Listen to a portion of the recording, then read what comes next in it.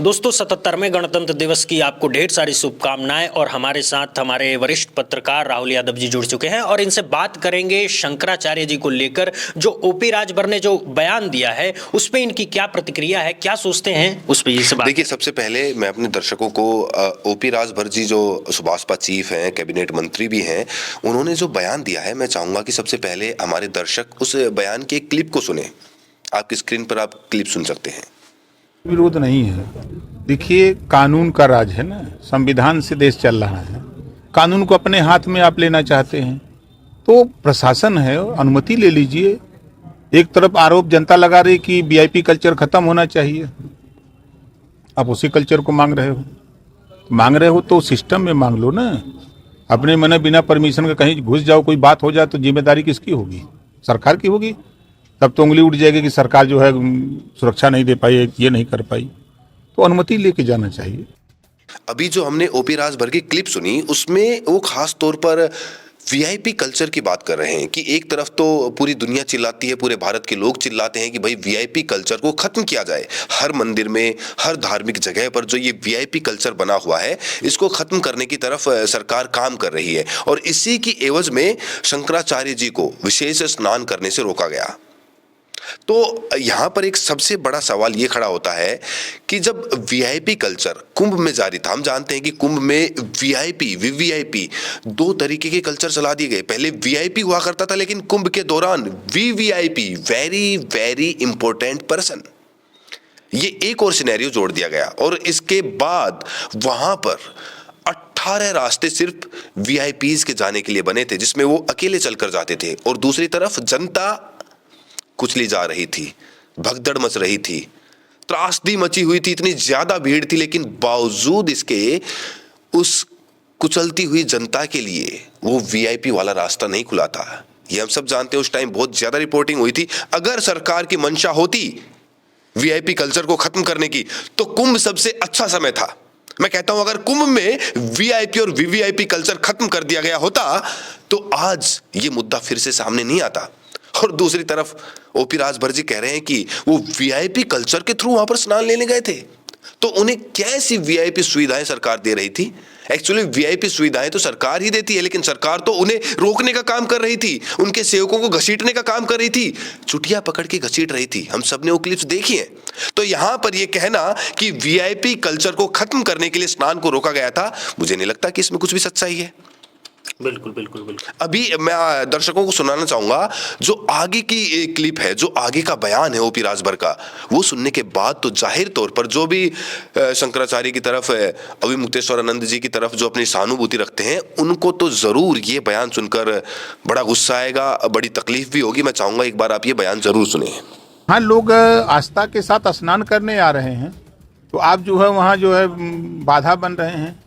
आपको भी स्नान करके अपने घर जाना चाहिए, पूजा पाठ जाके मंदिर में करना चाहिए कि यहाँ बैठ के जो है अब सरकार से और आपस में टकराहट करने से क्या। मैं आपसे जानना चाहूंगा कि ओपी राजभर का मैं भी बयान सुना हूं और आपने भी सुना है, तो उन्होंने कहा है कि ये शंकराचार्य को मंदिर में जाकर के और पूजा पाठ करना चाहिए, यहाँ नहीं आना चाहिए। इस पे आप नहीं, दरअसल उन्होंने कहा है कि अगर वो स्नान करने आए हैं तो स्नान करें, अपना एक दिन में अपना काम समेटे, स्नान करें, वापस अपने मंदिर में जाएं और वहां पर पूजा पाठ करें। यहां पर जो श्रद्धालु आ रहे हैं स्नान करने के लिए, उनके रास्ते में रुकावट क्यों बन रहे हैं? दरअसल उनका प्रॉपर बयान, पूरा सटीक बयान तो यही है। क्योंकि जब पत्रकार ने ओपी राजभर से पूछा कि कालनेमी वाला बयान जो योगी आदित्यनाथ जी ने दिया था, हम सब जानते हैं कि कालनेमी कहकर उन्होंने मुक्तेश्वरानंद शंकराचार्य को संबोधित किया था। तो कालनेमी दरअसल कौन था? सबसे पहले मैं छोटा सा, दरअसल सभी लोग तो जानते हैं, लेकिन जो लोग नहीं जानते उनके लिए मैं बता देता हूं। कालनेमी एक राक्षस था। रावण ने उसको भेजा था हनुमान जी का रास्ता रोकने के लिए। जब संजीवनी बूटी लक्ष्मण जी के लिए लेने जा रहे थे तो वो रूप बदल कर आया था, साधु का वेश धारण करके आया था। उसने भगवा वस्त्र धारण कर रखे थे और वहां पर भजन गा कर उसने हनुमान जी का रास्ता रोकने की कोशिश की थी। लेकिन उसकी ये प्लानिंग योजना कामयाब नहीं हुई। हनुमान जी उसे पहचान लेते हैं और उसे वहीं पे खत्म कर देते हैं, उस राक्षस को वहीं पे समाप्त कर देते हैं। ये कालनेमी की असली कहानी है। अब जिस तरीके से योगी आदित्यनाथ जी ने शंकराचार्य जी को कालनेमी बोला और जिस तरीके से ओपी राजभर ने इस पूरे विवाद को लेकर, इस पूरे बयान को लेकर अपनी प्रतिक्रिया दी, कहीं ना कहीं ये साफ दिखाता है कि वो योगी आदित्यनाथ के कालनेमी वाले बयान का समर्थन कर रहे हैं। वो कह रहे हैं कि वो काले में की भूमिका किस तरह निभा रहे हैं, क्योंकि वो जो स्नान करने श्रद्धालु वहां पर आ रहे हैं संगम में, उनके रास्ते में रोड़ा बनकर बैठे हुए हैं। तो मैं यहां पर पूछना चाहूंगा, ओपी राजभर जी से सवाल पूछना चाहूंगा, क्या शंकराचार्य जी ने किसी का रास्ता रोका? क्या शंकराचार्य जी किसी का रास्ता रोककर खड़े हुए कि नहीं भाई मैं तुम्हें स्नान नहीं करने दूंगा? इतना बड़ा एरिया है, आप खुद कहते हैं कि कुंभ के मेले में वहां पर इतने करोड़ लोग आए, इतने करोड़ लोग आए। आप खुद ये दावा करते हैं, तस्वीरें वायरल करते हैं, वीडियो जारी करते हैं, जब इतने करोड़ लोग वहां पर स्नान कर सकते हैं कुंभ के मेले में, तो माघ के मेले में चंद लोग वहां पर पहुंचे हैं। कुंभ के मेले की अपेक्षा, आप भी जानते हैं कुंभ के मेले में कितनी भारी भीड़ थी, उसकी अपेक्षा तो कुछ भी भीड़ नहीं आई होगी माघ के मेले में। बावजूद इसके वो कह रहे हैं कि शंकराचार्य उनके रास्ते में रुकावट बन के खड़े हैं। अरे भैया, पूरा संगम बना हुआ है, बहुत बड़े एरिया में फैला हुआ है, और शंकराचार्य जी के साथ तो कितने सेवक थे, हम सबने देखी वीडियोस। चंद सेवक थे, उनको भी पीट कर वहां से भगाने की कोशिश की गई। तो कहीं ना कहीं जो ये बोल रहे हैं कि कालेमी शंकराचार्य जी कैसे निभा रहे हैं, कालेमी का रोल कैसे अता कर रहे हैं, तो मैं इस बयान से पूरी तरह से ना वाकिफ हूं। ओके, आज के समय में जो सिनेरियो चल रहा है, जैसे दो गुटों में बंटता हुआ सनातन धर्म के लोग नजर आ रहे हैं, उस पे आपकी क्या प्रतिक्रिया है इसके बारे में? देखिए, मैं पहले भी ये बातें कह चुका हूं, अपनी पिछली वीडियो में भी मैंने ये बात कही थी कि जब राजनीति धर्म में एंट्री करने लगती है तो सारी व्यवस्थाएं बिगड़ने लगती है, क्योंकि धर्म अलग है, धर्म व्यक्तिगत मसला है, और राजनीति आप सब जानते हैं क्या है। तो जब राजनीति जो कि लोगों को प्रभावित करने के लिए, वोट पाने के लिए की जाती है, जब उसका मिश्रण धर्म के अंदर होने लगता है, तो वहीं से समस्याएं और कुशासन शुरू हो जाता है। हम सब जानते हैं कि जो बीजेपी की सरकार है वो सालों से भैया हिंदुत्व की राजनीति कर रही है, धर्म की राजनीति कर रही है। अब जो वो कबीर का दोहा है ना, बोया पेड़ बबूल का तो आम कहां से होए। अब पेड़ तो लग चुका है बबूल का जी, और अब आप सोच रहे कि फल लगे उस पे आम का, ये कैसे पॉसिबल? आप बताइए मुझे, क्या ये पॉसिबल हो सकता है कि बबूल का पेड़ लगे उस पे आम का फल लग जाए? क्या कबीर जी गलत थे?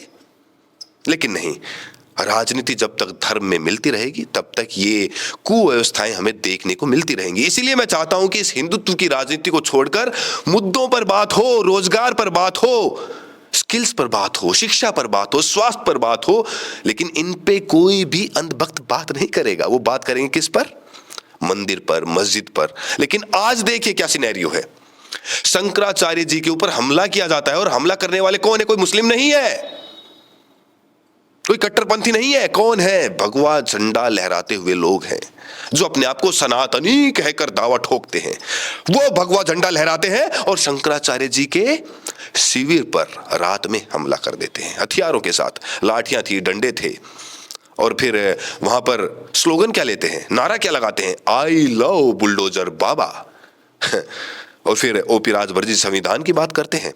वो कहते हैं कि संविधान से देश को चलाना चाहते हैं, वीआईपी कल्चर को खत्म करना चाहते हैं। क्या ये है संविधान से चलाना देश को? बुलडोजर एक्शन, मैं पूछना चाहता हूं ओपी राजभर जी से, बुलडोजर एक्शन क्या संविधान के अंतर्गत आता है? कितनी बार सरकार को फटकार लग चुकी है कोर्टों से, लेकिन कोर्ट इसके बावजूद बुलडोजर एक्शन को जायज ठहराता है। और अब देखिए, जब आप संविधान को छोड़कर, कोर्ट को छोड़कर अपने तरीके से फैसले करने लग जाएंगे, तो उसका अंजाम यही होगा। उसका अंजाम यही होगा कि कोई भी ऐरा गहरा नत्थु गहरा भगवा झंडा उठाकर किसी मस्जिद पे चढ़ जाएगा, और अब मस्जिद के मुद्दे नहीं बचे तो वो खुद संतों पर अपना दायित्व जमाना चाहते हैं, अपना धावा बोलना चाहते हैं, उनके शिविर पर हमला करना चाहते हैं।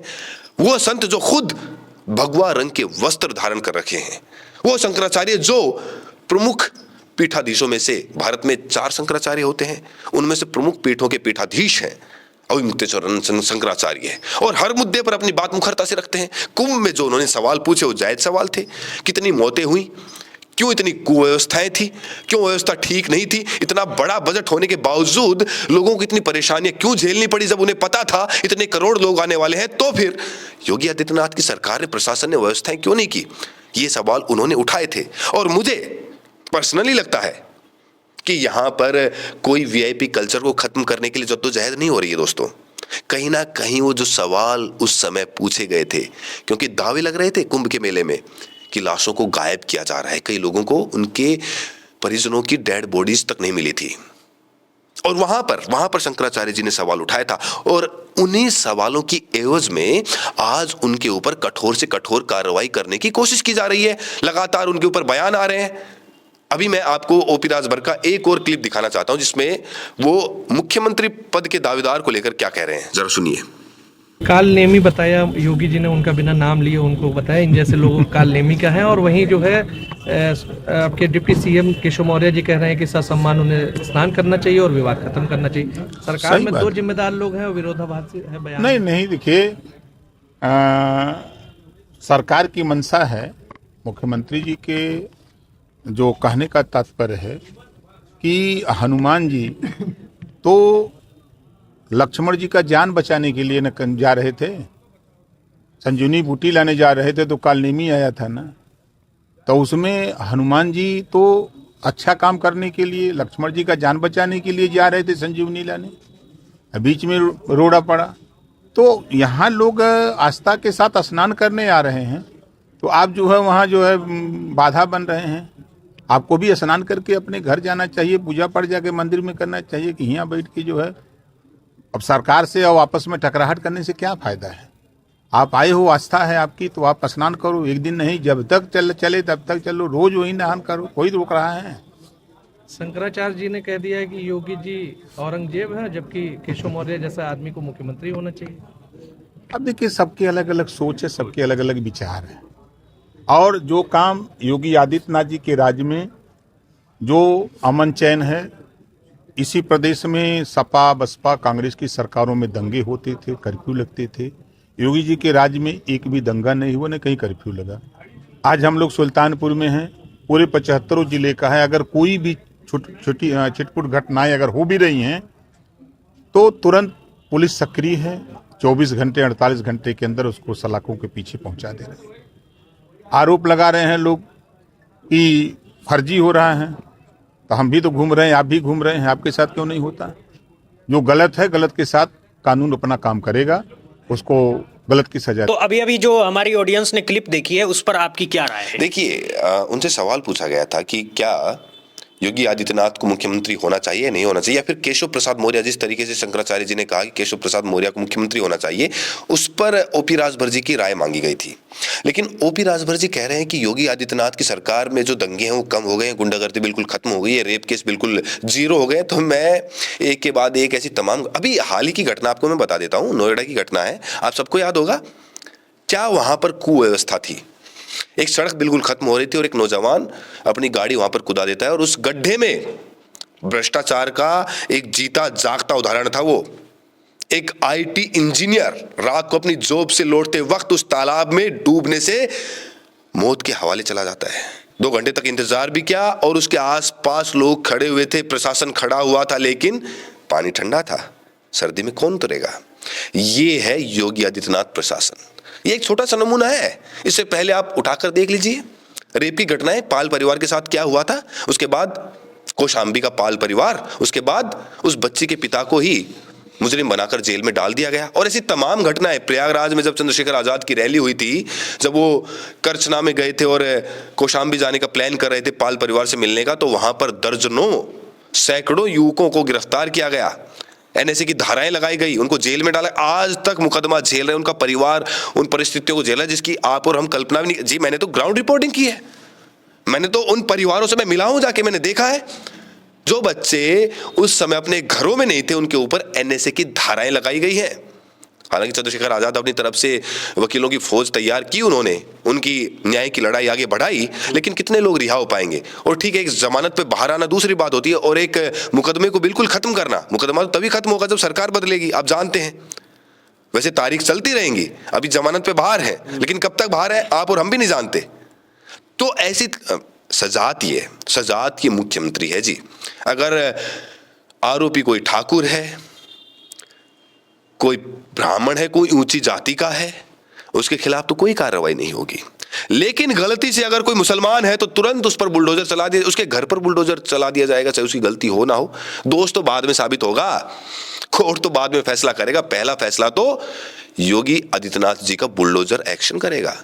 यही तो चल रहा है। तो एक और सवाल मैं आपसे जानना चाहूंगा कि ये जो हिंदू धर्म के जो लोग हैं, सनातनी जो हैं, ये 2 खेमों में बंटते हुए शंकराचार्य विवाद पे नजर आ रहे हैं। इसका असर 2027 चुनाव पे आएगा या नहीं आएगा, इस पे आपकी क्या प्रतिक्रिया है? बिल्कुल आएगा, बिल्कुल आएगा। मैं कह रहा हूं कि अब तक तो कालेमी ये बने हुए थे, मुख्यमंत्री जी बने हुए थे, धर्म के चोले में खुद को ओढ़ा रखा था, इसलिए सच्चाई दिखाई नहीं दे रही थी। लेकिन अब खुद धर्म के संत शंकराचार्य जी उनके खिलाफ बगावत पर उतर आए हैं। घूंघट उठ गया है महाराज, घूंघट उठ गया है। अब ज्यादा समय नहीं लगेगा इनकी जो काले कारनामे हैं सामने आने में, क्योंकि धर्म का चोला जब घूंघट उगड़ जाता है ना, तब सच्चाई सबको नजर आने लगती है। आज तो बाबा बागेश्वर ने भी कहा है कि बेरोजगारी पे बात होनी चाहिए। क्या बेरोजगारी ऐसे दूर होगी? 4 बच्चे पैदा करे हर हिंदू, एक जाए आरएसएस में, एक जाए हिंदू राष्ट्र में, और 2 लोगों को आप पालो, 2 बच्चों को आप पालो, उनका खर्चा कमाओ, नौकरी करो, आप पिसते रहो 12-12 घंटे, 16-16 घंटे, और उन 4 बच्चों को पालो। सरकार आपकी कुछ मदद नहीं करेगी, और फिर उनमें से एक बच्चा आरएसएस के नाम कर दो, एक बच्चा हिंदू राष्ट्र के नाम कर दो। ये खुद के उनके बयान है, मैं आपको बता रहा हूं। तो ऐसे गरीबी दूर होगी। हाँ, आप लोगों को ये शिक्षा क्यों नहीं देते कि क्या जरूरत है आरएसएस की, हिंदू राष्ट्र की? आप शिक्षा पे फोकस करो, ध्यान बढ़ाओ। बच्चा चाहे एक ही क्यों ना हो, अगर वो पढ़ लिख गया तो एक ही आपकी तकदीर पलट देगा। और आप 4 पैदा कर लो, चारों निकम्मे निकल गए तो, और ऐसा ही हो रहा है।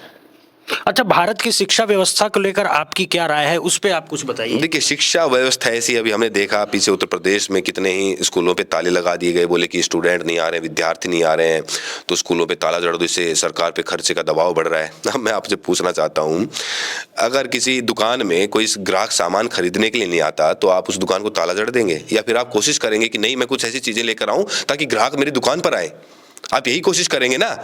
आपके स्कूल में क्या कमियां हैं, इन कमियों को देखने की बजाय आप स्कूलों पे ताला जड़ रहे हैं। ऐसे सुधारो शिक्षा व्यवस्था? लोगों को बरगला रहे हो? अपने स्कूलों को सुधारो, अच्छे टीचर लेकर आओ, उसके बाद देखो शिक्षा व्यवस्था कैसे सुधरती है। लेकिन उस पर आप काम नहीं करेंगे, क्योंकि आपका धंधा ही अशिक्षित लोगों से चल रहा है, अंधभक्तों से चल रहा है। तो आज आपने सुना हमारे वरिष्ठ पत्रकार राहुल यादव जी को। कमेंट बॉक्स में जरूर बताइएगा इनकी प्रतिक्रिया आपको कैसी लगी। बहुत बहुत धन्यवाद, बहुत बहुत शुक्रिया।